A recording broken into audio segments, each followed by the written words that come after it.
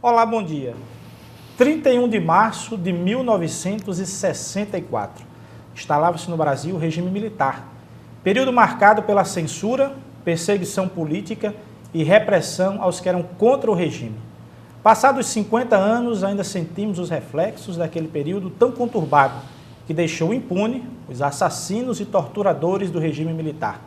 No Diálogo Plural de hoje, vamos falar sobre este assunto e entender como se desenrolou o golpe militar no Rio Grande do Norte. Para isso, contamos com a presença de Roberto Monte, que é da Comissão pela Verdade no Rio Grande do Norte, e o coordenador-geral do Sinteste-RN, José Rebouças. Bom dia, Roberto. Bom dia, Rebouças. Bom dia. Bom dia. Rebouças, vamos começar aí. Faça a primeira pergunta, neste programa Diálogo Plural de hoje. Você que é envolvido com o sindicato, com o Sinteste de lutas e batalhas, faça aí, tem a honra de fazer essa nossa primeira pergunta. Bom dia a todos. Roberto, naquele período existia a Guerra Fria. E como repercutia a Guerra Fria aqui no Brasil? Não só a Guerra Fria, mas nós tivemos em 1935, né? Aqui a cidade ficou bem marcada por esse tipo de coisa. Mas eu acho que além desse fundo da questão da Guerra Fria, também teve assim, um acerto meio de contas entre as oligarquias locais, né? Que nós tínhamos um setor nacionalista de esquerda, no caso o ex-prefeito de Maranhão, e o então governador Aloysio Alves aproveitou para dizimar essa oposição, né? Então, quer dizer, eu diria que se você olhar assim, o que aconteceu no Rio Grande do Norte em 1964 foi exatamente uma noite de terror. O então governador Aloysio Alves, ele foi dos poucos governadores de estado, e ele era um aliado de Lincoln Gordon, ou seja, ele é Cidade da Esperança, Esquibel, o Rio Grande do Norte é cheio desse tipo de coisa. Então, o que acontece? Aloysio Alves criou uma comissão estadual que implantou o terror nesse estado. Então, quer dizer, é o chamado Relatório Veras, que você pode até mostrar aí para o pessoal. Então, Aloysio Alves contratou dois repressores em Pernambuco, um ligado à Polícia Civil, outro à Polícia Militar, e esse pessoal fez o chamado Relatório Veras.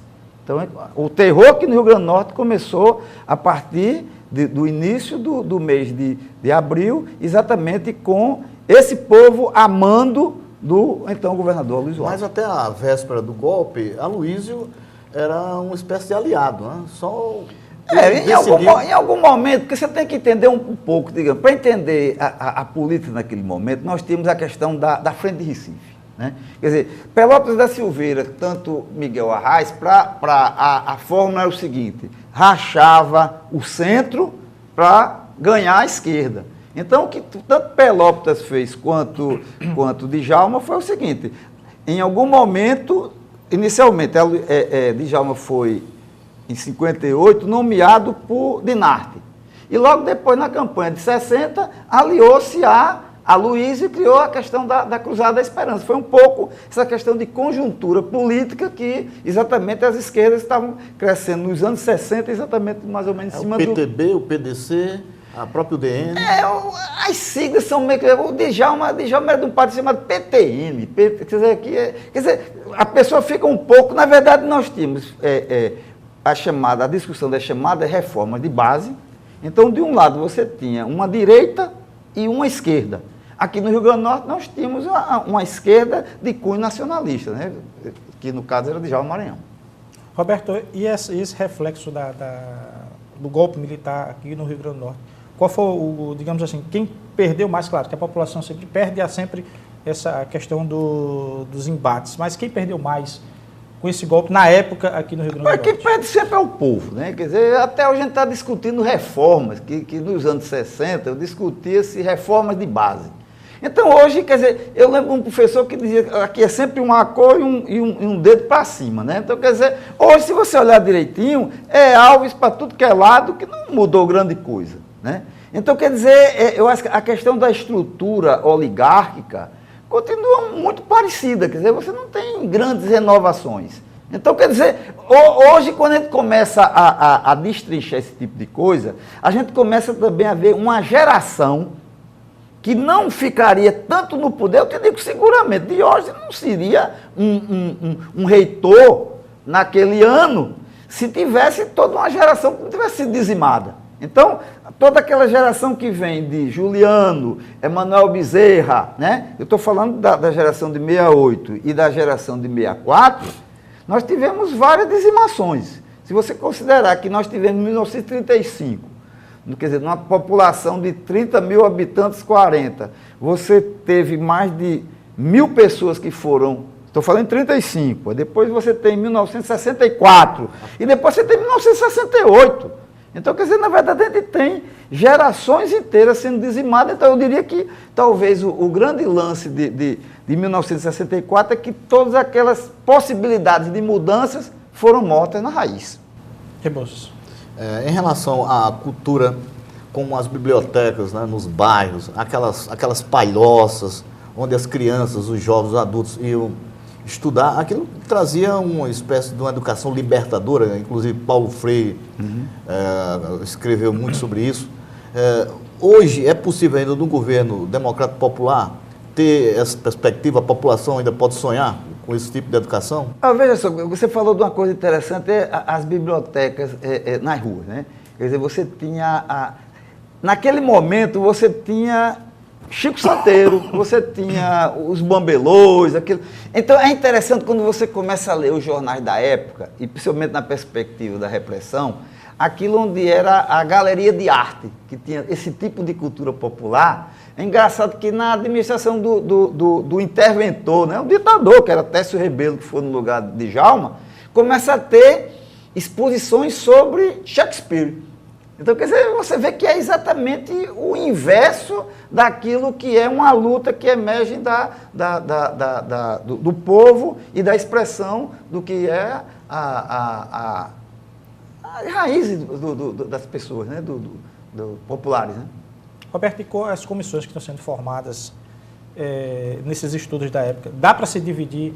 Claro que dá para se dividir, dá para se ver quem foi mais atuante aqui no Rio Grande do Norte com relação à Revolução de 64? Revolução não, golpe, né? Golpe militar e dos safados, né? O que acontece é o seguinte, ó, a gente teve, no mundo, vou ser bem rápido para dizer, no mundo, aqui não tem novidade nenhuma que está falando, já foram feitas 40 comissões da verdade no mundo inteiro. O Brasil fez uma que teve vida de 2 anos e foi ampliada até dezembro de 2014. A grande diferença da Comissão Brasileira é que a gente está vivenciando um momento da informática. Né? Quer dizer, as outras, eu diria que as outras comissões eram presenciais, essas são mais dentro desse lance de internet, lance de robótica, esse negócio todo. Então, no Brasil, hoje nós temos cerca de 100 comissões. Então, tem as comissões estaduais, as comissões municipais, as comissões dentro das universidades, das OABs e os comitês. Eu diria o seguinte, nós estamos agora, já existe a comissão da UFRN, o nosso comitê, a OAB levantando coisa da OAB, agora a primeira que vai acontecer mesmo como uma comissão de Estado, ou seja, uma comissão que sai da Câmara Municipal, passa pelo prefeito, é nomeada, etc. É a comissão municipal, pela verdade, que talvez fosse até interessante vocês ouvirem até o próprio Horácio para dizer o que a comissão faz, para discutir o que houve aqui no Rio Grande do Norte. Então, a comissão vai trabalhar esse tipo de coisa, mas a gente já pode fazer um levantamento, dizer o seguinte, que do que a gente levantou, já existe muito material, que a gente já teve, no caso, 8 eram chamados inquéritos policiais militares da subversão. Então você teve o de Aloysio Alves, que foi o relatório Veras, que é bom até botar aí no gerador de caracteres, e você entrando pelo nosso site www.dhnet.org.br, você pode baixar e ler, inclusive pela própria rede. Logo depois nós tivemos o do Capitão Lacerda, que foi um IPM federal. Para você ter uma ideia, para Djalma Maranhão, eles fizeram 3 comissões para detonar Djalma. Uma para dar uma geral na prefeitura, outras contas, e já descobriu que dentro das próprias oficinas teve uma terceira. Então nós tivemos 3 para detonar Djalma. A própria universidade teve 3. Em 68, você teve o chamado inquérito do RU, E em 1964, o então reitor Onofre Lopes nomeou um cara da pesada de repressão chamado Genário Alves da Fonseca, que já torturava e prendia gente em 1952 e 53, que é interessante mostrar esse livro aí, que é o livro da base aérea. Então, a gente vivia o seguinte, em 1952 e 53, todo mundo fala aqui em Natal das torturas de Vulpiano Cavalcante e das torturas que tiveram Luiz Inácio Maranhão Filho. Roberto, Em 52 e 53, quem prendia era esse. Então, a gente tem 3 relatórios da universidade.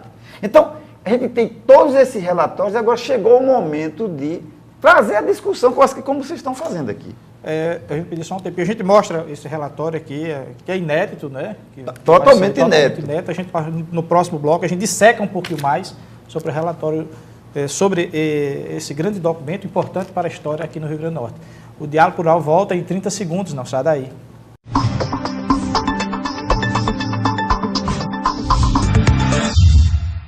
Voltamos com o programa Diálogo Plural de hoje, que conversa sobre o golpe militar de 64, com a presença de Roberto Monte, que é membro do Comitê da Verdade, pela Verdade, aqui no Rio Grande do Norte, e José Rebouças, que é o coordenador geral do Sinteste RN.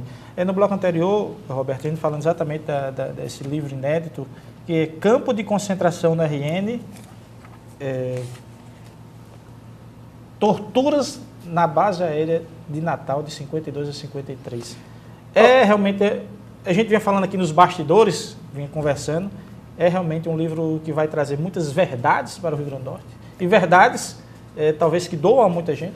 Não, veja só, eu acho que todo mundo aqui em Natal já ouviu falar de 2 pessoas. Uma primeira é o doutor Vulpiano Cavalcante, a segunda pessoa é Luiz Inácio Maranhão Filho. Quer dizer, todo mundo fica chocado, digamos, que naquela usina de Cambaíba, se eu não me engano, lá no estado do Rio, tocaram fogo, evaporaram, né? Mas não é desaparecido, evaporaram os políticos, né?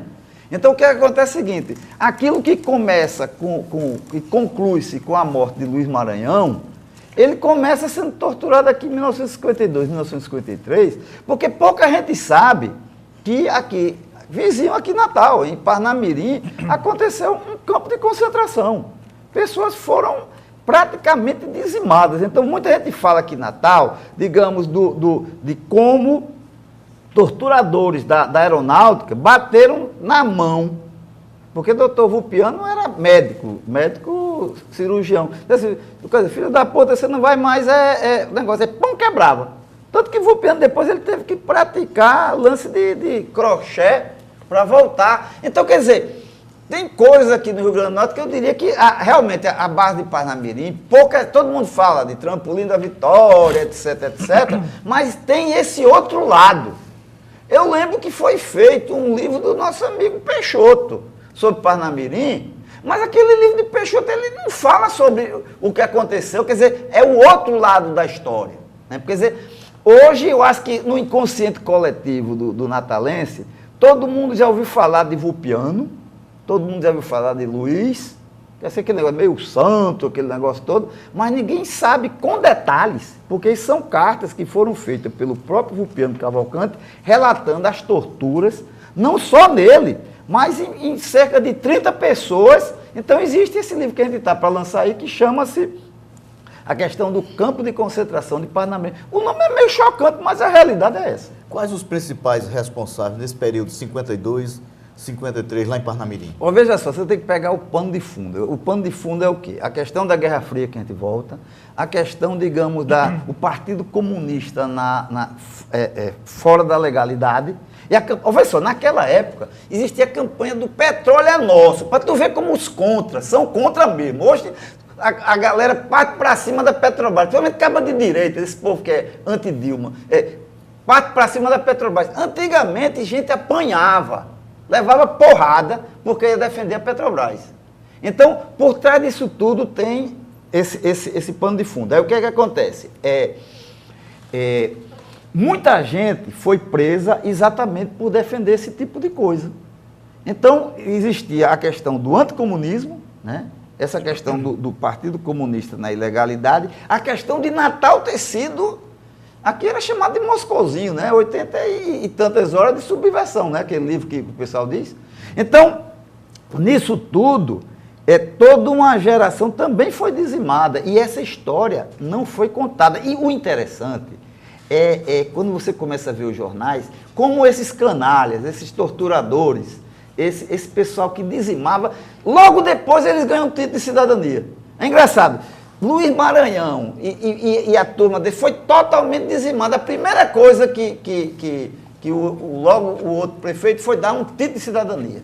A quantidade de canalha que tem aqui no Rio Grande do Norte que se deu bem, tirando onda, dando título. Se você for olhar a quantidade de milico e de gente ligada à repressão que ganha título de cidadania, vai procurar saber o que foi aquele busto de Kennedy. Quer dizer, John Kennedy, o cara que ajudou a derrubar o governo democrático de João Goulart, vai procurar para saber o que foi que aconteceu. Como é que você vai... Aí começa tudo aqui na Natal Kennedy, né? Kennedy de busto, Instituto Kennedy, Esquivel. Então, essa aqui é uma terra que sempre teve essa questão do imperialismo americano. Quantas pessoas você não conhece que nos anos 60, 70 foram estudar nos Estados Unidos? E tudo é amigo da gente. Isso são os aparelhos ideológicos do Estado funcionando. Roberto, isso para a história, a gente se vê na educação secundária, que se coloca aí, não se vê uma riqueza do trabalho, como se fala da ditadura de 64, para que a nova geração não possa aprender e não possa repetir o passado. O que falta mais para se divulgar, para se colocar esse material na mídia e realmente possa dizer quem é A, quem é B e quem é C? Eu acho o seguinte, a construção do processo democrático, ele é uma... Digamos, eu estou aqui discutindo com o Rebouças, eu dou uma porrada no pé do vidro, eu dou um tiro na tua testa e encerrou a discussão. Né? Agora, você discutir politicamente e você querer construir, isso é gerações.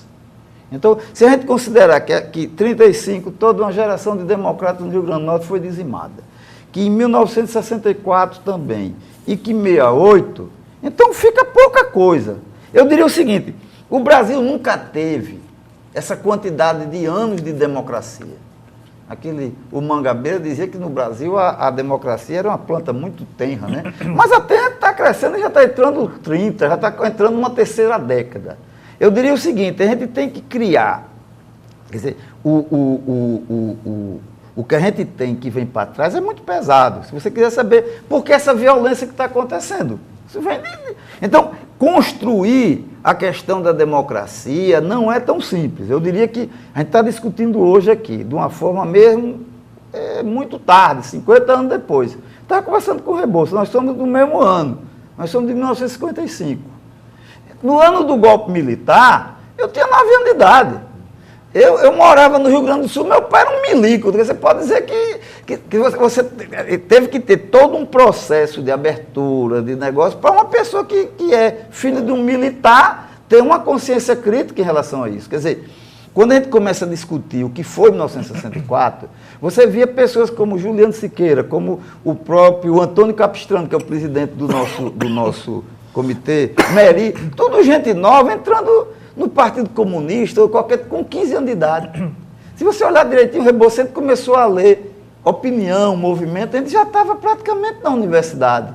Então, quer dizer, a nossa geração foi uma geração que já teve um pouco isso, a gente era meio leso, meio besta, porque eu fui estudante do Ateneu, mas o Ateneu já não era aquele antigo esquema de antigamente, porque houve limpezas. Se você olhar direitinho, eu tenho aqui uma relação, digamos, de lugares onde aconteceram algumas comissões de inquérito, para a escola industrial, a faculdade de filosofia, as oficinas de depósito da prefeitura, a Câmara Municipal, a Assembleia Legislativa, o Departamento de Correio e Telégrafo, era feita uma comissão para saber quem é que está complicando. Imagina hoje.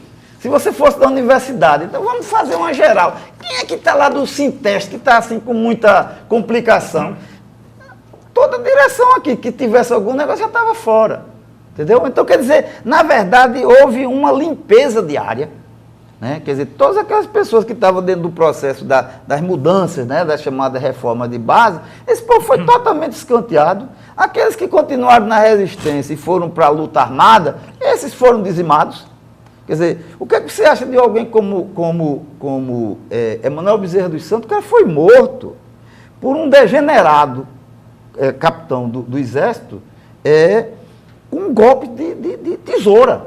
Esse povo foi morto, quer dizer, para quem não sabe, o sequestro do embaixador americano, aquele Elbrick, aquele do livro O Que é Esse Companheiro, foi uma pessoa de Lagoa de Velhos, Virgílio Gomes da Silva. Então, o Virgílio Gomes da Silva levou tanta porrada, isso em 69. O único órgão dele que ficou intacto era o coração. Então, Virgílio Gomes da Silva é tido, ou era tido, como o primeiro desaparecido político do Brasil, porque esse lance de desaparecido é uma invenção brasileira. E o Rio Grande do Norte eu nem falo. Você conhece alguma tribo?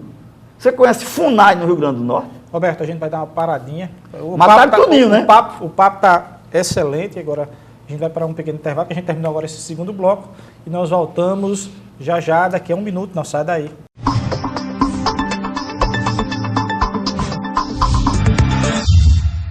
Estamos de volta com o Diálogo Plural de hoje, que conversa sobre o golpe militar de 64 no Brasil e em Natal, com o membro do Comitê pela Verdade aqui do Rio Grande do Norte, que é o Roberto Monte, e José Rebouças, que é coordenador-geral do Sinteste RN. Rebouças. Roberto, voltando a Parnamirim, 52 e 53, os sargentos da Aeronáutica escreveram uma carta, um conteúdo muito pesado, até porque no seu livro, 52 e 53 foi pior ainda do que 64. Fala aí sobre essa carta dos sargentos. Veja só, o que aconteceu em 52 e 53 é realmente barra pesada. Quer dizer, quando você vê assim, eu diria que são degenerados. E o engraçado, que é interessante, que muitos daqueles que torturavam, como o então tenente Bravo, naquela época você ainda tinha a questão da aeronáutica, como o pessoal que se viu na Itália, tal, esse povo todinho torturava. Então, o que acontece é o seguinte, o que aconteceu, e com um detalhe, o presidente da República era Getúlio Vargas, o vice-presidente era Café Filho. O negócio é tão complicado que eles fizeram o enterro do vice-presidente dentro do negócio. Quer dizer, na verdade, se você olhar direitinho o que tinha acontecido nos anos 50, com um outro grande sacana da época, que chamava-se Lacerda. Então, quer dizer, na questão de Lacerda, tinha chamada República do Galeão. Então, quem entendeu um pouco de história para saber o seguinte, que houve o chamado atentado da rua que Lacerda escapou, mas o golpe que foi para detonar o presidente Vargas foi uma coisa que foi dentro da aeronáutica, que teve um início por aqui. Para você ter uma ideia, esse pessoal, eles criaram uma espécie aqui dentro de Parnamirim, eles fizeram aposentos que funcionavam, digamos, como um esquema de repressão mesmo. Para você ter uma ideia, as pessoas urinavam e defecavam em cima das pessoas presas. Então, quer dizer, você entrando novamente no nosso site, dhnet.org.br, não vai estar ainda lá o material completo, mas tem lá uma introdução desse livro, que é da professora Maria de Conceição Góes, que é a esposa do companheiro Moacir de Góes, que ela dá mais ou menos o contexto histórico de Natal. Então, você entrando em dhnet.org.br, entrando na página do nosso comitê, você vai ter mais ou menos esse contexto do que era Natal e o que aconteceu em Parnamirim. Está entendendo? Então, por que a gente está falando de Parnamirim? Porque o mandato da Comissão Nacional da Verdade é de 1946 a 1988. Então, isso também foi uma forma que você sabe que esse povo de classe dominante, eles gostam de ficar... Na verdade, o pau cantou mesmo. Em 64, a gente teve, eu estava dizendo para vocês, que o governo brasileiro reconhece até hoje 475 pessoas. Com as novas pesquisas, um amigo nosso que é da Secretaria de Direitos Humanos, ele levantou, a gente tinha 475. 1.200 pessoas foram mortas no campo, que não estavam computados aí. E de 2.000 a 5.000 índios. O que matou de índio por aí para fazer transamazônico, esse negócio todo. Então, a gente nunca vai saber a quantidade de pessoas que tiveram algum tipo de repressão. A Comissão de Anistia hoje tem cerca de 70 mil processos. As pessoas imaginam que nos primeiros anos da ditadura militar, cerca de 100 mil pessoas tiveram algum tipo de repressão. Que vai desde o momento de você ser morto, de você ser tornado uma pessoa desaparecida, para como você, digamos, Rebouças, aconteceu até no caso da universidade. Você é estudante, vai fazer o seu mestrado e desaparece o teu processo. Então você que tem isso aconteceu com o Rinaldo, que hoje o Rinaldo está até do outro lado, mas nessa época a gente tem que fazer justiça. O professor Rinaldo Barros, ele foi estudar na Unicamp, desapareceu o processo dele. E ele não entrou na universidade, que talvez seja uma das coisas mais interessantes que a própria comissão da universidade vai ter que fazer, é esse tipo de coisa. Então, muitas pessoas entravam numa chamada listas negras. Então, você estava malhado, você não entrava, você não estudava, você não conseguia nada. Então, foi uma época em que muita gente se deu bem no Brasil. O próprio Juliano passou num concurso público com nota 10 e não foi. Exatamente, eu falei daquele negócio da faculdade de filosofia, teve um negócio que o Luiz Maranhão também foi detonado. Então, naquela época, se você pensasse diferente, e não era só também uma questão ideológica, muitas vezes você sabe que em termos, quando começa a ter processos de delação e de macartismo, às vezes, tipo assim, faz de conta que eu vou entrar como eu fosse da universidade. Rapaz, Rebouças está muito animado, aquele cara vai crescer, eu vou detonar ele. Então eu invento algum tipo de coisa para criar problema. Então, quer dizer, os mesquinhos, os safados, os pusilânimes, em época de fechamento, eles têm muito espaço, porque eles têm o quê? Eles podem dedurar, eles não precisam aparecer, e no máximo, se você não for detonado, você vai passar boa parte do teu tempo para explicar que você não é aquilo que disseram que você é. Roberto, a gente tem acho que 30 segundinhos para terminar o nosso programa. Dê só o site novamente para que a pessoa tenha acesso. Então, a pessoa entra no nosso portal www.dhnet.org.br, você vai ver lá a relação de todas essas comissões. Nós temos lá 2 ABCs, o ABC dos reprimidos e dos repressores. Isso eu estou falando, a gente não pode nem dizer todo mundo, porque tem muito safado que não deixou pista, né? Mas o que tem em termos de documentação, a gente está colocando lá. Acesse lá, que eu acho que esse tipo de programa é interessante para a gente discutir um pouco a realidade do país e construir a nova democracia brasileira. Roberto Monte, membro do Comitê pela Verdade do Rio Grande do Norte, obrigado pela sua presença aqui no Diálogo Plural. José Rebouças, coordenador-geral do Sinteste RN, obrigado também pela sua presença aqui no programa. Se você quiser mais informações sobre o Diálogo Plural, acompanhe as atualizações no nosso Twitter, que é o @SintesteRN, no nosso site, que é o www.sintesterrn.org.br, ou na nossa página do Facebook, que é o facebook.com/SintesteRN. Até o próximo sábado.